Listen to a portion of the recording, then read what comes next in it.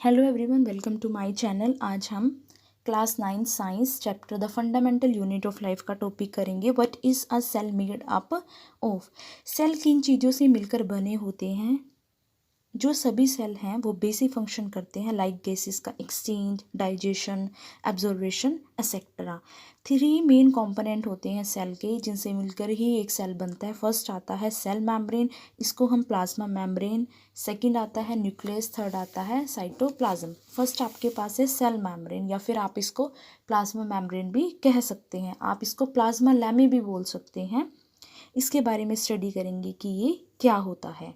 It is the boundary of each cell which separate the cytoplasm from surrounding. जो cell membrane होता है ये हर एक सेल की बाउंड्री होती है। Present in both animal cell and plant cell, ये दोनों में प्रेजेंट होता है, एनिमल सेल में भी और प्लांट सेल में भी। It is made up of protein and lipid, ये प्रोटीन एंड लिपिड से मिलकर बना हुआ होता है।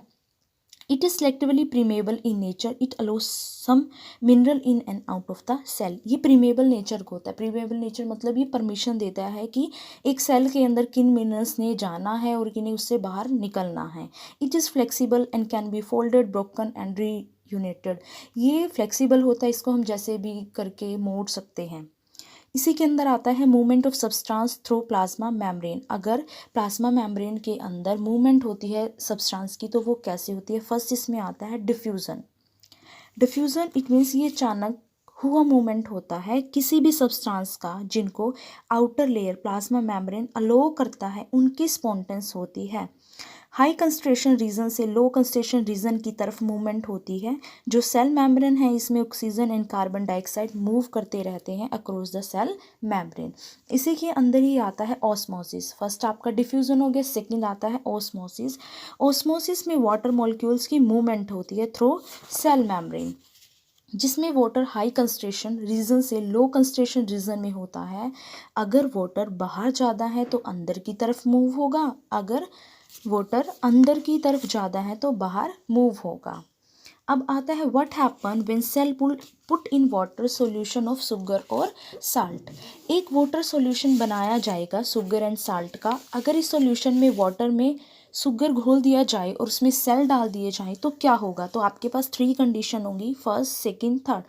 फर्स्ट, सेल के अंदर का जो कंसंट्रेशन अगर ज़्यादा हो, बाहर जो वाटर है उसका कंसंट्रेशन कम होगा। सेकंड, जितना अंदर कंसंट्रेशन होगा उतना ही कंसंट्रेशन बाहर होगा। थर्ड, बाहर कंसंट्रेशन ज़्यादा है और वाटर और अंदर कम है। तो आपके पास ये 3 कंडीशन होती हैं।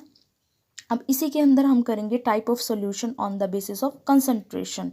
ये 3 सॉल्यूशन होते हैं आपके पास, hypertonic solution, isotonic solution, hypotonic solution. First आता है हाइपरटोनिक सॉल्यूशन। इस सब को हम एक एग्जांपल से भी समझ सकते हैं।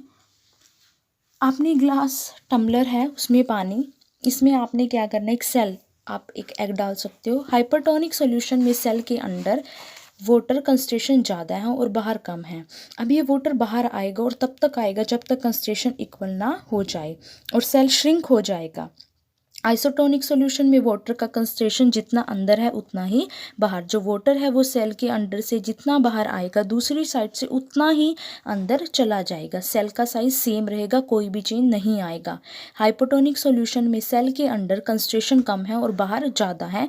अब बाहर से वाटर अंदर मूव करेगा और सेल स्वेल हो जाएगा और वो फट भी सकता है। सेल के प्लेस पर आप किशमिश, एग कुछ भी ले सकते हो।